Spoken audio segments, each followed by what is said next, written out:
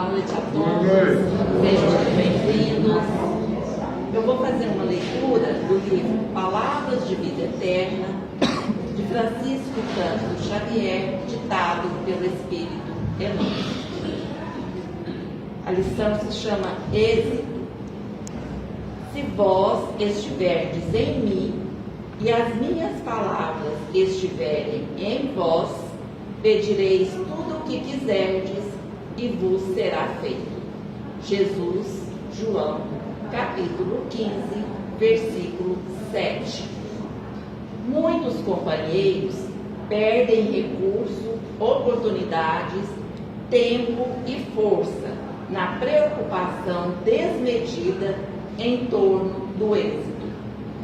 Sonhando realizações mirabolantes, acabam frustrados na mania de grandeza. Dizem-se interessados na lavoura do bem, mas para cultivá-la esperam a execução de negócios imaginários e aquisição de poder, a posse de ouro fácil ou a chegada de prêmios fortuitos. E complicando a própria estrada, observam-se de chofre em presença da morte, quando menos contavam com semelhante visita. Entretanto, o conquistador do maior êxito de todos os tempos não se ausentou do mundo como quem triunfara. Não recebeu heranças amoedadas, não governou princípios políticos, não escreveu livros, não se enfileirou entre as maiorias de sua época. Aprisionado como vulgar malfeitor, foi sentenciado à morte e passou como sendo vítima de pavoroso fracasso.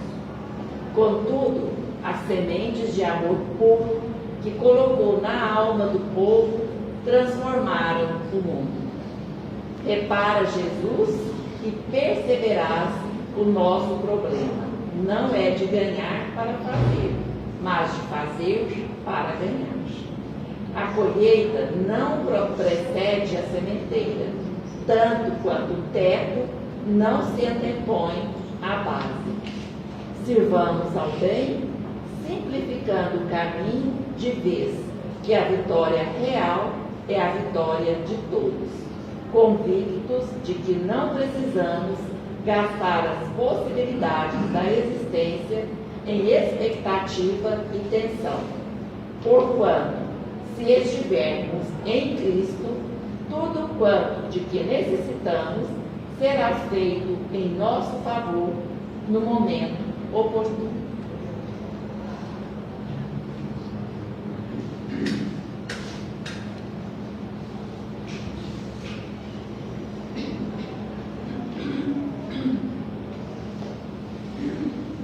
Agradecidos estamos, Senhor, pela oportunidade que o Senhor nos dá, pela oportunidade de nos ajudar na nossa evolução, na nossa melhoria.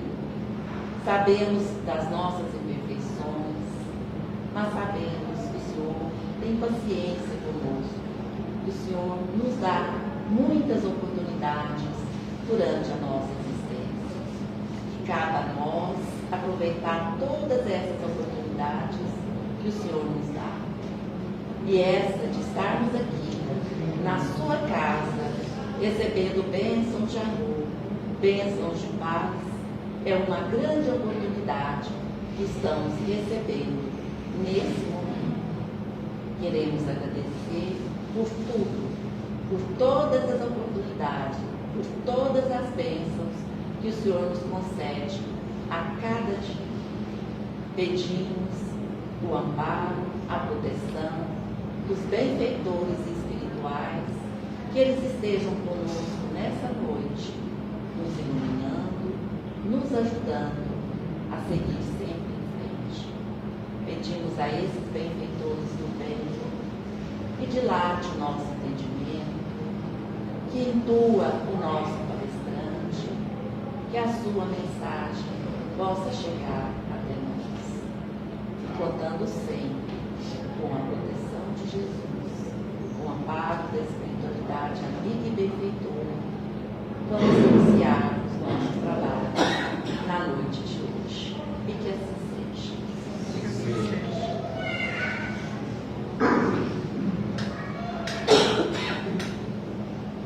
E é com prazer que a gente recebe o Wilson. Seja bem-vindo à nossa casa.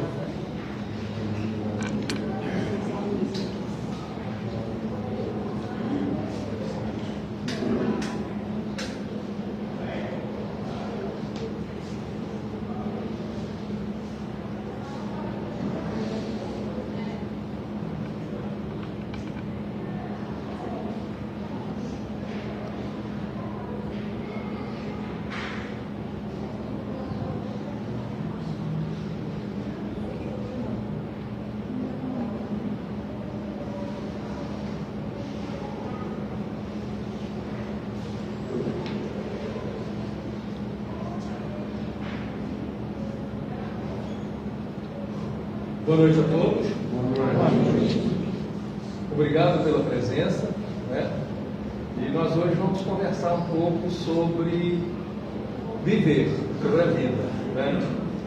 E quando eu estava buscando um tema para conversar com vocês aqui hoje, eu vi a música da Raul Seixas, né? Que Elisabeth gravou,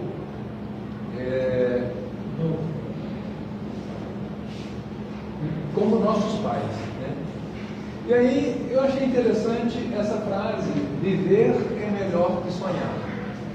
E nós vamos hoje, né, através um pouco da música, um pouco, né, de indagações relativas à espiritualidade e relativas ao processo psíquico, né, a gente tentar entender um pouco a relação que o nosso corpo tem com a nossa alma. Nós vamos rapidamente falar sobre, né, o que é vida, né? Todos nós sabemos o que é vida, não é isso? Então tem uma coisa bastante clara para a gente. Mas quando você vai definir o que é vida, né, aí fica muito amplo, é muito extenso, né, e há um conceito de vida que é muito mais amplo ainda do que aquilo que nós estamos falando, que é corpo. Mas se a gente falar só de corpo, vida no corpo é algo que faz você respirar, que faz você ter sentimentos, que faz você ter desejos, né? Você faz todas as funções, né, do corpo orgânico, tudo isso é vida, né? Então, vida é uma coisa bastante, muito extenso, muito amplo, né? E é algo que por si só se faz presente no universo, né? E o que é sonho? Sonho é algo mais abstrato, né? É algo que você pode pensar, é algo que você pode desejar, é algo que você pode intuir, né? E tem o contexto da vida. Qual é o contexto da vida? É tudo isso que a gente vive hoje. O centro, né, é um contexto nosso de vida. O trabalho é contexto de vida, o lar é contexto de vida, família é contexto de vida. E o do sonho? Qual é o contexto do sonho? Ele é muito mais, aí ele já se torna algo bem mais abstrato, né? Você não consegue dizer, né, em que contexto o sonho está. Porque o sonho é um substrato do nosso pensamento, daquilo que a gente cria, né? E as dimensões da vida? As dimensões da vida são amplas, são universais. Ambos são muito grandes. O sonho também pode ser universal, pode ser infinito. O da vida também pode ser infinito. A dimensão planetária ou interplanetária, todo o universo é vida. Vida tem propósito. E o que uma concepção de vida, tendo como elemento básico dessa constituição corpo e alma. Nós estamos falando especificamente do ser humano, né? Então nós somos constituídos por corpo e alma. E esse corpo e alma tem um propósito, e nós vamos ver a partir daqui a pouco os propósitos de cada um. Como pode alguém em experiência vital conviver com os interesses distintos destes dois elementos? Né? Isso, gente, é uma grande dificuldade que a gente tem. Não só de conviver, mas de entender, de saber que o nosso corpo, ele tem junto com ele algo que a gente não falta. Não é isso? Nós somos muito sensitivos, mas a sensibilidade nossa, muito grande, muito desenvolvida, está relacionada com os órgãos do sentido. Portanto, percebemos muito bem o corpo, mas temos dificuldade de perceber a alma. Não é isso?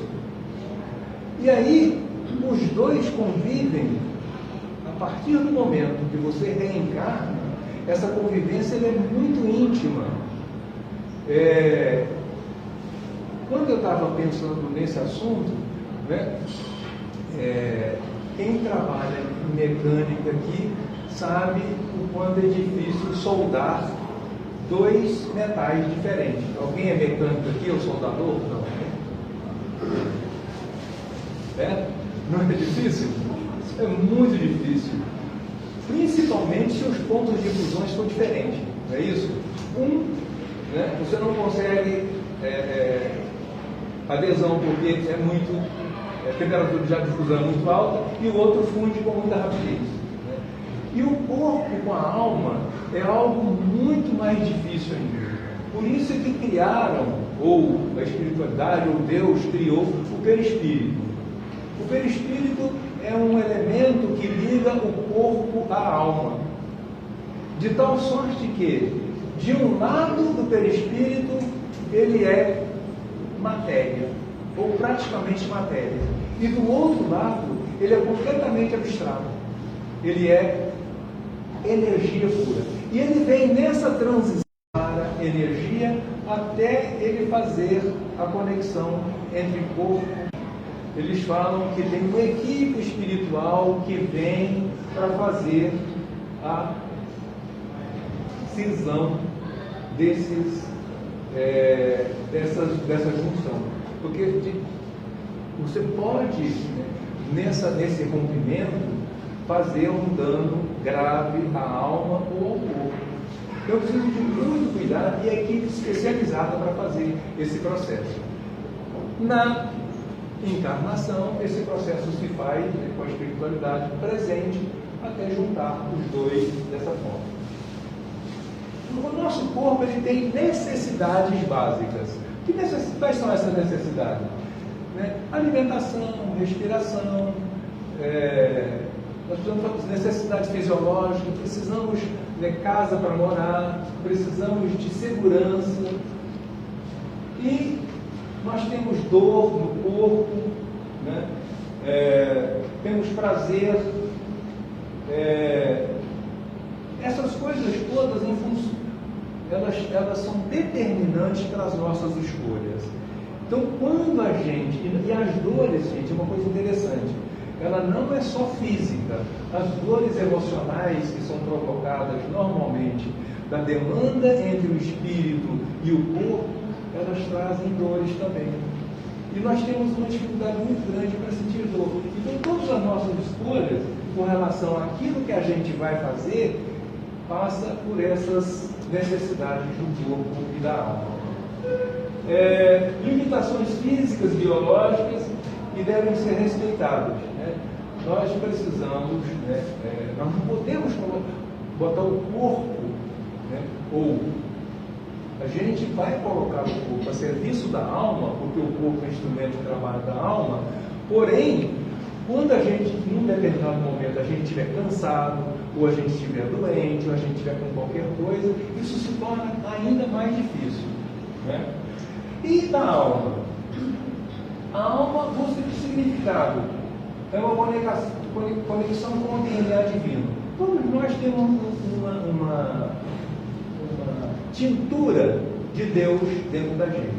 E eles chamam isso de DNA divino. A alma tem esse DNA que precisa ser conectado através do corpo. E essa é uma dificuldade que a gente tem bastante grande. O desenvolvimento espiritual é feito com meditação, oração e reflexão. Conexão com outros, empatia, compaixão e também o amor. Sonho é um atributo mental. O que é um sonho? É um atributo mental. Não se faz sonho que não seja pensado ou que não seja produzido através do nosso sistema mental. Pode ser um sonho acordado, ou um sonho dormindo, um desejo ou qualquer coisa. Algumas definições aqui de sonho, né? Ficção, utopia, invenção, visão, quimera. Eu selecionei dois aqui que vão, de certa forma, impactar muito nas nossas vidas, que é visão e anseio. Visão é a percepção do mundo com base na nossa expectativa, no nosso desejo. Nós sempre vamos direcionar as nossas decisões em função dos nossos desejos, das nossas expectativas. Não é isso? E o anseio é um desejo intenso, é uma aspiração. Isso é importante na vida da gente? É importante, mas nem se compara com o fato de sonhar é melhor, viver é melhor que sonhar. Por que me parece tão difícil a harmonia de corpo e alma?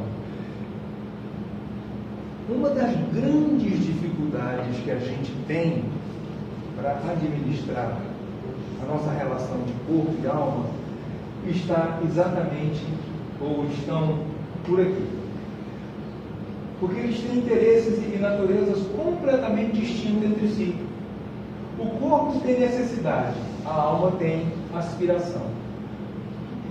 O que é essa necessidade que a gente tem? A gente tem fome, é isso? A gente tem sede, a gente tem necessidade de respirar, a gente tem dor, no corpo, né? A gente tem alegrias e tristezas, tem vontade de namorar, não é isso? São necessidades que a gente tem, mas a alma tem aspiração. Qual que é a aspiração da alma? O que ela aspira? O que ela busca quando reencarna? Evoluir. É o aprimoramento. E isso, gente, não tem escrito para a gente, não tem no manual que a gente passou. A gente passa pela vida e as informações que a gente recebe são muito pequenas, né, relacionadas a isso. Nós não temos cultura de família, cultura familiar, onde os modelos de educação voltado para a conexão entre corpo e alma não existe. Ou vocês tiveram a felicidade de ter isso em casa? A gente não tem. Corpo é finito, a alma é eterna. Isso não precisa nem questionar, não é?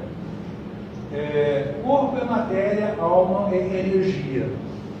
Veja o quanto um é diferente do outro e o quanto um tem interferência no outro, quase que em choque. O corpo tem necessidades imediatas, a alma tem aspiração de perfeição através da eternidade. Veja o quanto que é distinto. Né? Eu preciso agora. Tudo que nós mais queremos é o imediato, não é isso? É tudo imediato. Por isso que a gente tem ansiedade demais. Nós somos ansiosos, não é porque a gente tem defeito, não. Somos ansiosos porque tudo que a gente, que é bom para a gente, né, é algo que a gente quer de imediato. É isso. Às vezes nós nos fazemos ansiosos. O destino do corpo é o pó, o da alma é junto ao Pai. Que os dois, né, têm aspectos completamente divergentes. Saúde do corpo é orgânico, o da alma é psíquico. Está nas emoções. As nossas emoções são ligadas do corpo, são ligadas à alma através desse perispírito, tem uma comunicação muito intensa.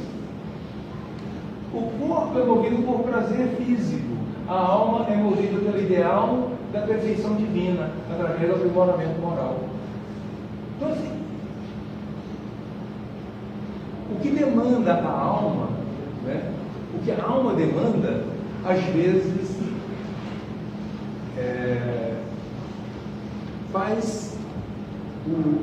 torna opaco aquilo que o corpo precisa.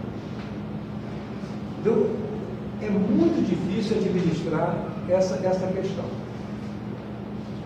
E eu coloquei aqui o self versus o ego, que é um conceito psíquico que é muito interessante. Self é a alma e o ego é o eu. Né? O eu, que é o ego, ele é consciente. O self é inconsciente. Ele não está no nosso consciente, então ele é subconsciente. Ele está presente dentro da gente, mas ele não se faz claro quando a gente busca. O ego, hoje, se vocês forem no site do NEP, coincidentemente a Sandra colocou uma matéria do Livro dos Espíritos, que ele faz essa pergunta: o quanto o corpo, as faculdades da alma, o quanto o corpo influencia nas faculdades da alma.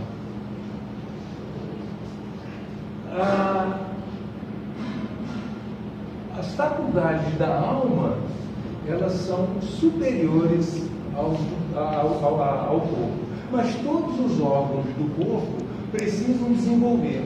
E quem faz a evolução dos órgãos do corpo é o ego, porque o ego se preocupa com a pessoa, o ego sou eu. Então eu preciso alimentar, eu preciso respirar, eu preciso tomar água, eu preciso de criar condições, porque o mundo é adverso à aceitação do nosso corpo sem uma batalha orgânica. Se não tiver o ego, a gente não consegue sobreviver, porque precisa querer, precisa gostar de si. E o self, à medida que o ego se constrói, que é desde pequenininho até lá os seus 15, 16 anos, que é o normal, onde começam a aparecer os problemas de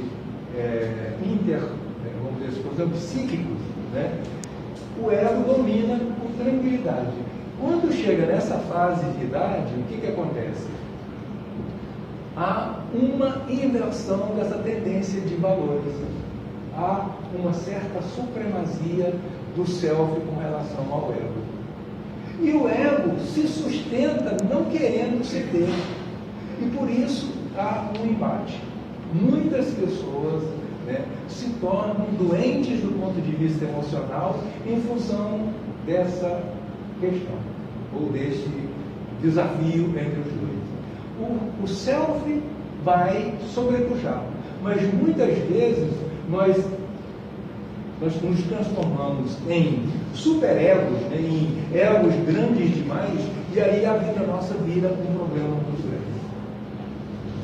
Vocês entenderam mais ou menos o conceito dessa coisa? Ou está muito complicado? Não está? Convivência entre o corpo e a alma. Então a gente tem equilíbrio entre a necessidade do corpo e as aspirações da alma. O que são necessidades? Nós já comentamos isso, né? E o que a alma tem como aspiração?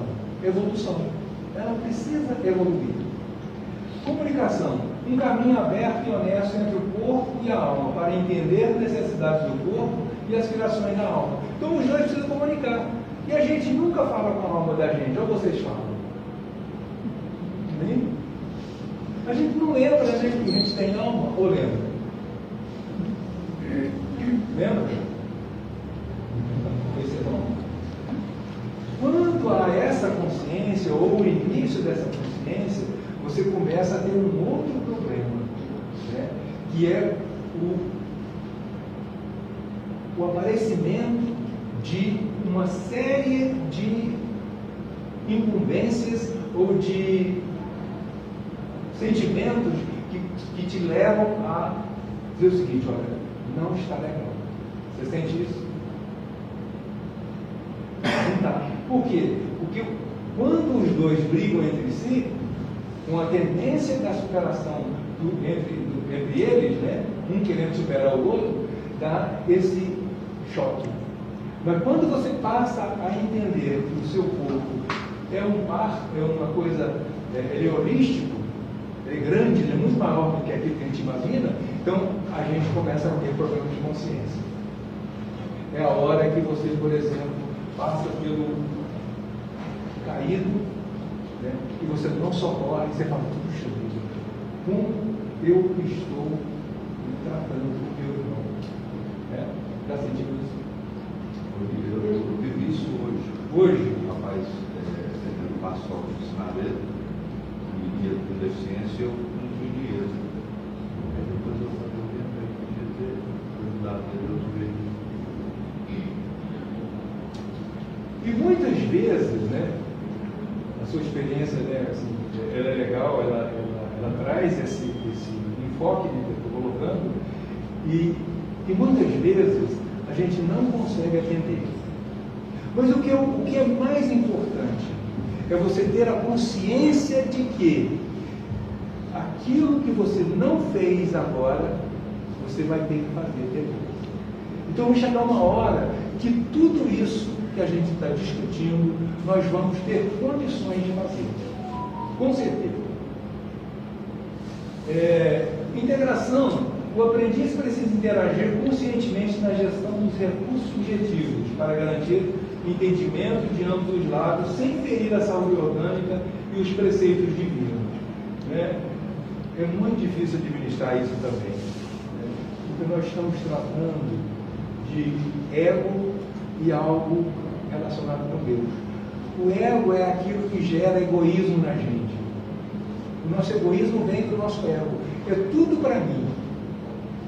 Quando a alma não quer, às vezes, nem para ela quer ou ela precisa fazer uma convivência pacífica com o seu DNA divino, que é Deus.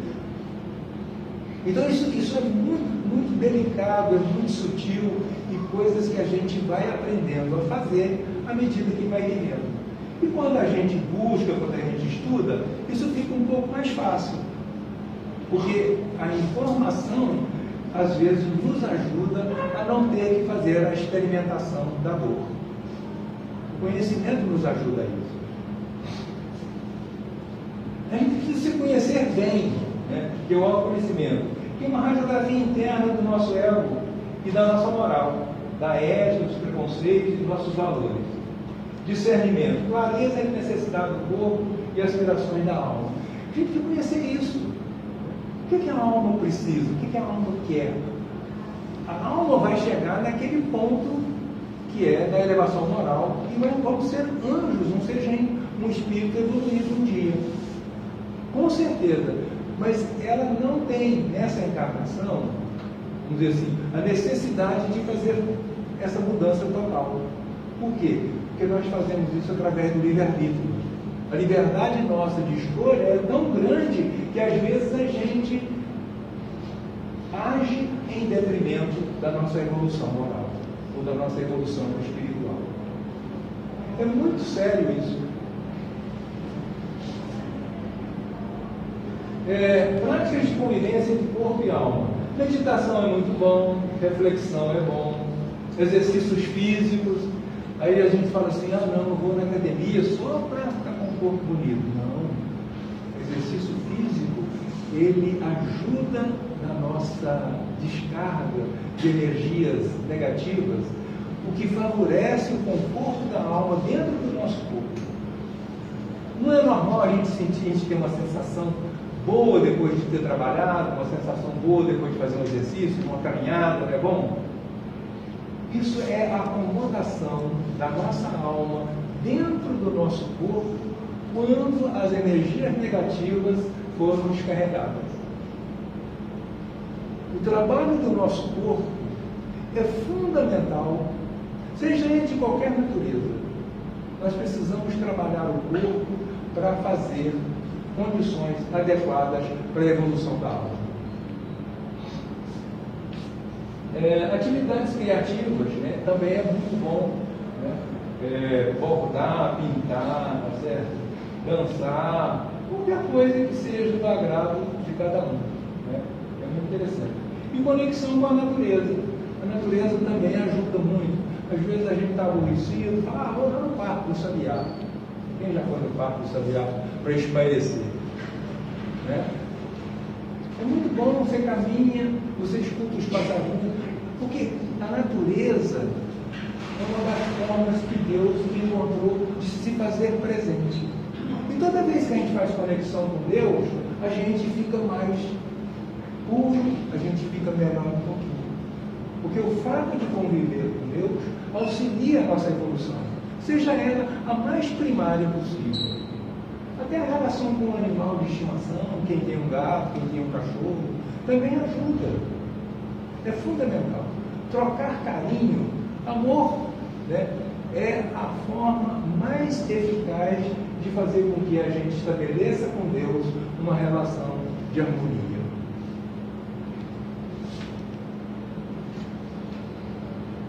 Corpo como instrumento de aprimoramento da alma. Aqui está o grande desafio dessa parceria. Certo? Porque o corpo, ele é uma ferramenta. Ele é só uma ferramenta. Mas a gente trabalha o ego por necessidade para fazer desse corpo um corpo saudável, um corpo perfeito, para ser a melhor ferramenta para a alma. E o ego não entende que num determinado momento ele precisa abrir mão para uma nova informação. Por isso que é interessante a música, como os nossos pais, né? Tem um pedacinho lá que fala assim, mas você é que ama o passado e que não vê que o novo sempre vem. Você lembra disso? Depois vocês escutam para vocês verem, né? Bem lá. Porque quando ela vai indagando, ele vai indagando, né, do porquê da insatisfação.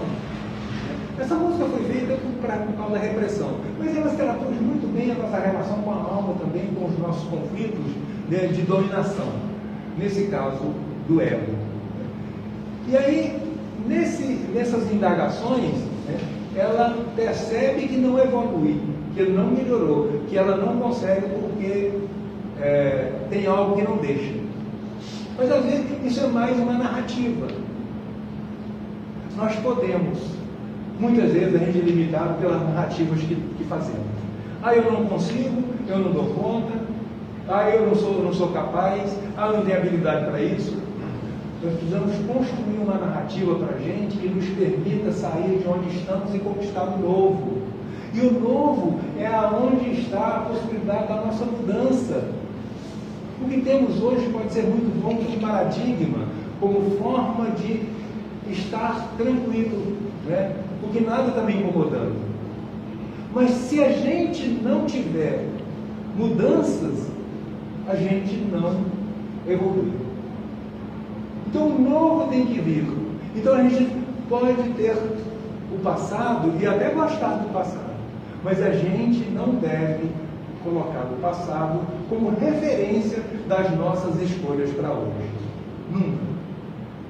É você que ama o passado e que não vê o novo sempre bem.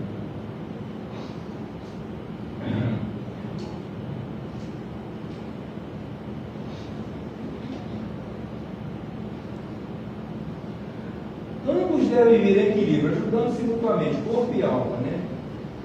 Sem conflitos ou desequilíbrios, mas isso sempre sob o comando do Espírito, que é o self versus o ego. O self precisa dominar. E é muito difícil eu abrir mão daquilo que é para o meu corpo, não é isso? E às vezes a gente tem que abrir. Porque o egoísmo que a gente tem não permite uma das coisas mais importantes que faz com que a nossa alma evolua, que é dar voz e vez aos nossos irmãos. Eu sempre acho que eu preciso mais do que o outro e eu mereço mais do que o outro. Isso é o ego ditando normas para que a gente sobreviva, e sobreviva até melhor do que os outros, né, do ponto de vista material. Mas o que o self precisa é exatamente da fraternidade. Ele precisa da compaixão, ele precisa do acolhimento. E egoísta acolhe alguém? Difícil, né? Muito difícil. Então nós precisamos trabalhar no nosso ego. O nosso ego é muito bom, gente, mas ele é também um grande entrave para a gente fazer mudança na nossa vida. Um grande entrave.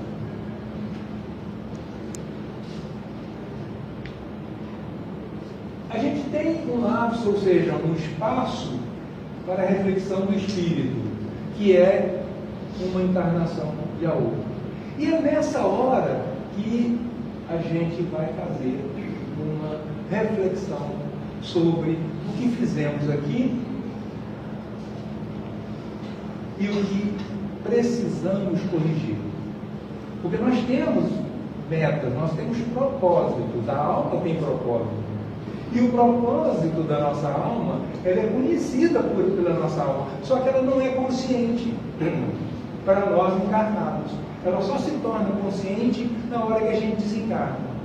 Aí esse propósito fica para a alma. Aí a gente vai ver, nesse lapso aqui, aquilo que a gente propôs fazer naquela encarnação que terminou e que a gente não fez. Nessa hora, a gente vai perceber que poderia ter evoluído muito mais, mas não evoluiu. Mas todo aprendizado feito durante uma encarnação, ele fica no nosso consciente, no inconsciente da nossa alma. Ele fica no nosso íntimo da alma, anímico.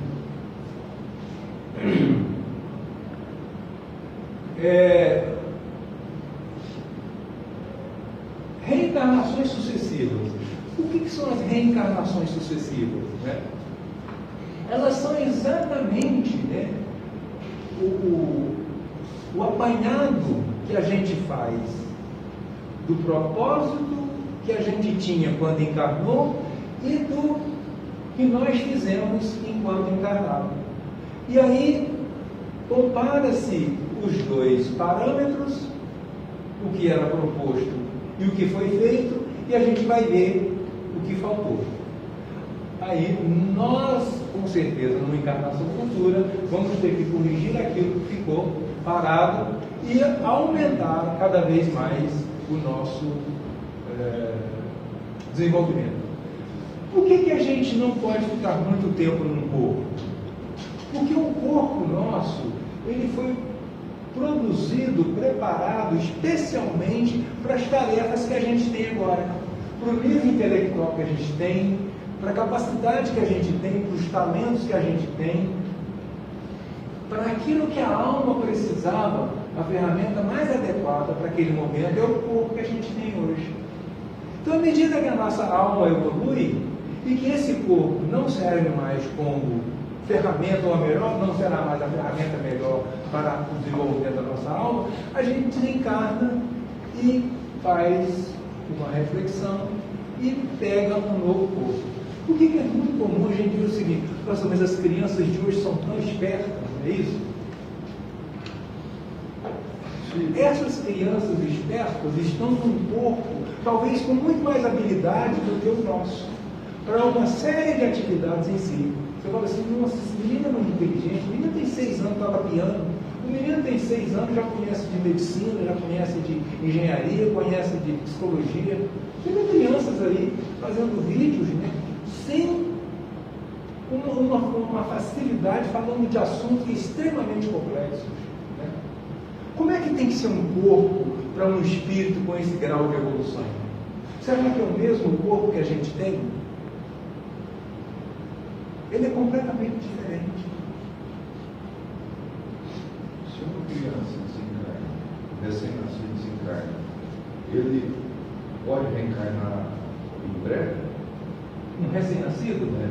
Olha, os desencarnes precoces, né, segundo a espiritualidade, eles são necessários para cumprir algo, por exemplo, que não foi feito. Às vezes ele vem só para fazer alguma coisa muito pequena, ou até para corrigir um problema com os pais, certo? Através do mecanismo do amor e da perda. Não é castigo, não, certo? Nada que Deus faz é para nos castigar. São oportunidades. A gente tem que enxergar sempre dessa forma. Realidade versus sonho, ansiedade. Quando a gente se preocupa demais, a gente fica ansioso, a gente acaba saindo do momento da gente. Né? Isso foi muito comum quando Jesus estava por aqui. Por quê? Jesus caminhava e levava uma informação que era completamente, vamos dizer assim, inusitada para aquela época, que era o amor. Que ele trouxe, quem evidenciou Jesus, o amor aqui na Terra, junto com a gente, foi Jesus Cristo. Ele veio nos ensinar que a vida só faz sentido através do amor. E muitas pessoas, naquela época, começou a sentir insegurança, medo, em função de... Assim como a gente tem hoje. E aí depois, quando isso surgiu, ele fala sobre isso, e Mateus registra em dois versículos que eu acho super